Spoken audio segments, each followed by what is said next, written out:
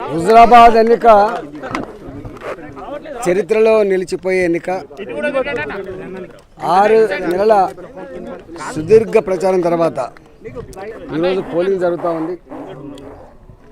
ప్రజాస్వామ్య చరిత్రలో, ఈ దేశ ప్రజాస్వామ్య చరిత్రలో ఇన్ని వందల కోట్ల రూపాయలు ఖర్చు పెట్టబడి, వేల కోట్ల రూపాయల ప్రలోభాల ప్రభుత్వ జీవోలు ఇవ్వబడి, తన అధికార యంత్రాంగాన్ని పూర్తి స్థాయిలో వినియోగించి, ఒక్కొక్క కుటుంబాన్ని కౌన్సిలింగ్ చేసి, ఒక్కొక్క వ్యక్తిని కౌన్సిలింగ్ చేసి, భయభ్రాంతులకు గురి చేసి, ఈ నియోజకవర్గంలో నువ్వు మనిషివై ఉంటే, నీవు ఓటరువై ఉంటే అధికార పార్టీకే ఓటు వేయాలంటే హుకుం జారీ చేయబడి ఎన్ని ఇబ్బందులు పెట్టినరో ఇవాళ 6 నెలలుగా మౌనంగా ఈ హుజరాబాద్ ప్రజలు భరించారు. ఈ హుజరాబాద్లో ఏం జరుగుతుందో యావత్ తెలంగాణ ఉత్కంఠకు ఎదురు చూసింది. హుజరాబాద్ ప్రజానీకానికి సంఘీభావం ప్రకటించింది. దుబాయ్లో ఉన్న, అమెరికాలో ఉన్న, బొంబాయిలో ఉన్న, హైదరాబాద్లో ఉన్న చదువుకున్న బిడ్డలు, ఉద్యోగులంతా కూడా హుజరాబాద్లో ఏం జరుగుతుంది అని ప్రజలకి ఒక భరోసానిచ్చే ప్రయత్నం చేసిండ్రు. ఎట్టకేలకి ఈరోజు వాళ్ళ ఆత్మను ఆవిష్కరించి, వాళ్ళ గుండెల్లో గూడు కట్టుకున్న బాధను, ఆవేశాన్ని, వాళ్ళ గుండెల్లో గూడు కట్టుకున్నటువంటి ప్రేమని ఈరోజు ఓట్ల రూపంలో ఆవిష్కరించి వేస్తున్నట్టు కనపడతా ఉంది. 7 గంటలకే ఎక్కడికక్కడ నేను కందుకుల పోయి వచ్చిన, ఉప్పులపల్లికి పోయి వచ్చిన, పెద్ద ఎత్తున ప్రజలు బారులు తీరి ఓట్లు వేస్తూ ఉన్నారు. ఈ ఒరవడి చూస్తూ ఉంటే 90% పైబడి ఓట్లు ఇలా పోలవుతున్నట్టుగా కనపడతా ఉంది. ఎక్కడికి వెళ్ళినా కూడా ఒకటే సంతోషాన్ని ప్రకటిస్తూనే తప్పకుండా ధర్మం విజయం సాధిస్తుంది బిడ్డ, నీ కష్టం ఫలిస్తుంది బిడ్డ అని చెప్పి వాళ్ళు చెప్తున్న తీరు తప్పకుండా ఇవాళ హుజరాబాద్లో చాలా గొప్పగా ప్రజలందరూ కూడా స్వచ్ఛందంగా ఓట్లలో పాల్గొని ఓట్లు వేయాల్సిందిగా వాళ్ళందరూ కూడా విజ్ఞప్తి చేస్తున్నారు.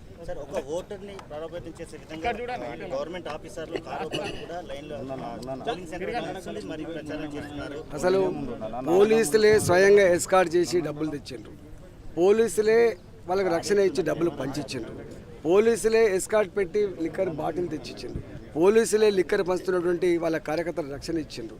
అన్నిటికంటే దారుణం ఇలా మద్యం ఏరలై పారడమే కాకుండా కొన్ని వందల కోట్ల రూపాయలు ఇలా బహిరంగంగా, దేశ చరిత్రలో ఇంత బహిరంగంగా ప్రజలు బయటకు వచ్చి నాకు ఓటుకు 6,000 రూపాయలు ఇచ్చిండ్రు, మిగతా వాళ్ళకి ఇవ్వలేదని చెప్పి మాట్లాడే పరిస్థితి వచ్చిందంటే ప్రజాస్వామ్యం ఇలా సిగ్గుతో తలదించుకునేటువంటి సందర్భం. ఇంత బహిరంగంగా ప్రజలు బయటకు వచ్చి నాకు ఓటుకు 6,000 రూపాయలు ఇచ్చిండ్రు, మిగతా వాళ్ళకి ఇవ్వలేదని చెప్పి మాట్లాడే పరిస్థితి వచ్చిందంటే ప్రజాస్వామ్యం ఇలా సిగ్గుతో తలదించుకునేటువంటి సందర్భం. ఇది ఒక మచ్చ, ప్రజాస్వామ్యానికి ఇది ఒక మచ్చ. కాబట్టి ఇవాళ ఇన్ని రోజులుగా ఇచ్చింది సాలదన్నట్టుగా ఇవాళ కూడా ఓటర్లు పోలింగ్ బూత్లకు పోతున్నప్పుడు కూడా అక్కడక్కడ అడ్డాలు పెట్టి డబ్బులు ఇచ్చేటువంటి సంస్కృతి కొనసాగుతూ ఉంది.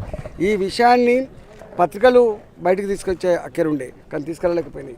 ఇలా మీడియా తీసుకురావాల్సిన అక్కరుండే తీసుకెళ్ళలేకపోయింది. ఇలా ప్రభుత్వ యంత్రాంగం దీన్ని ఆపాల్సిన అక్కరుండే ఆపలేకపోయింది. ఇలా ఎన్నికల కమిషన్ కూడా నిశ్చేష్టులై ఇక్కడ ఉన్నటువంటి యంత్రాంగం ఎట్లా చెప్తుందో అట్లా వింటామని తప్ప ఎక్కడ కూడా ప్రజలు చేస్తున్న కంప్లైంట్లకు కానీ, ఇక్కడ జరుగుతున్నటువంటి దుర్మార్గాలు కానీ, అక్రమాలు కానీ ఆపే ప్రయత్నం ఎక్కడ కూడా జరగట్లేదు. అయినా ప్రజలే వాళ్ళంతట వాళ్ళే ఇవన్నిటి కూడా అధిగమించి ఇలా పోలీసులు ప్రెషర్ చేసినా, డబ్బులు పంచినా, మద్యం ఏరులై పారినా, భయభ్రాంతులకు గురి చేసినా, వాళ్ళకు అనేక రకాల అసౌకర్యాలు కలిగించినప్పుడు కూడా స్వచ్ఛందంగా వాళ్ళు ఇక్కడ మాకు మేముగా కాపాడుకోవాలి, మాకు మేముగా ఓట్లు వేసుకోవాలి, మాకు మేముగా గెలిచినట్టు ఫీల్ అవుతున్న వాతావరణం కనబడతా ఉంది. అంటే ఈటెల రాజేందర్ గారిని అసెంబ్లీలో చూడొద్దు, వీని ముఖం కనబడొద్దని చెప్పి పంతం పడినట్టుంది ముఖ్యమంత్రి గారు. అందుకే తన సర్వశక్తులు ఈ దేశ తన అనుభవాన్ని, తన సంపదని, తన అధికార యంత్రాంగాన్ని, తనకున్న మొత్తం సర్వశక్తులు కూడా ఒడ్డి వీన్ని బొందబెట్టాలి అనేటువంటి ఒక ఏకైక దృక్పథంతో ఈ పంజరం కనపడతాం. అయినా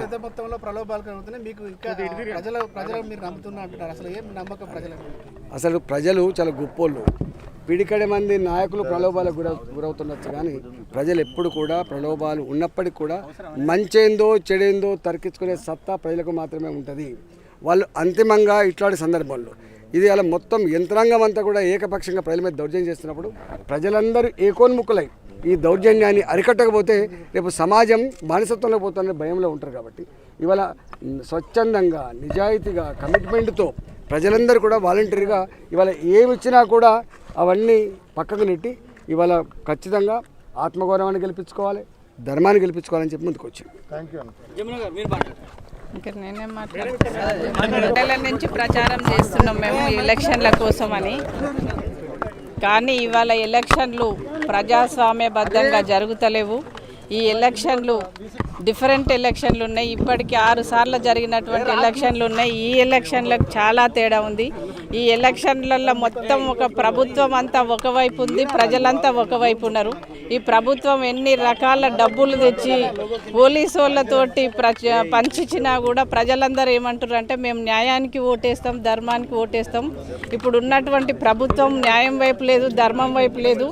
కాబట్టి మేము ప్రజలమన్న ధర్మాన్ని న్యాయాన్ని కాపాడి ఈటల రాజేందర్ గారిని అత్యధిక మెజార్టీతో గెలిపిస్తామంటున్నారు. ఇవాళ హుజూరాబాద్ ప్రజలందరూ కూడా మేము ఎక్కడ ఏ గ్రామాలు తిరిగినా కూడా మీకేం భయం లేదు మేడం, మేమున్నాము. పోలీసు వాళ్ళు డబ్బులు వంచని బంగారం వంచని కాక మేము ధర్మం వైపు ఓటేస్తాం. ఈటల రాజేందర్ గారికి చాలా అన్యాయం చేసిండు కేసీఆర్ గారు. కాబట్టి ఆ అన్యాయాన్ని తిప్పికొడతాం ఓట్ల ద్వారా అని చెప్పారు. ఇవాళ అందుకే ఆ ఓట్లే రేపు రిజల్ట్ ద్వారా చూపిస్తారు ఇప్పుడు ఉన్నటువంటి ప్రభుత్వానికి. ఈటల గారు మీరు నిన్న ఒక మాట యూజ్ చేశారు, చచ్చినా మీతోటే బతికినా మీతోటే అని. అంత భావోద్వేగం ఈ మధ్యకాలంలో ఎప్పుడు లేదు. ఎందుకలా? యాక్చువల్గా కేసీఆర్ గారు తన దగ్గర ఉన్న మంత్రులు ఇక్కడ ఎవరైతే ఇన్ఛార్జీలు ఉన్నారో ఈటల రాజేందర్ ఇచ్చిండు. నాకు ఎంత బాధ అనిపించిందంటే 4 సార్లు నా మీద అబద్ధాల ఉత్తరాలు రాసిండు. ఒక ఉత్తరం నేను ఆపరేషన్ చేయించుకుంటే ఇది దొంగ ఆపరేషన్ అని చెప్పి ప్రచారం చేసిండు. నేను ఒకసారి నా భార్య నాకు మేముగా కార్యకర్తలతో దెబ్బలు కొట్టించుకొని కట్టించుకొని కన్నీళ్ళు పెట్టుకుంటూ ఓటు ఆడతానని చెప్పి డేట్లు పెట్టిండు. అదేవిధంగా మొన్న అంబులెన్స్లో పడుకొని ఒక డ్రామా ఆడతానని చెప్పి అంటే అనేక రకాలుగా కార్యకర్తలు భయభ్రాంతులకు గురి చేసిండు. నేను పెట్టించిన నౌకర్లను కూడా పీకేసిండు.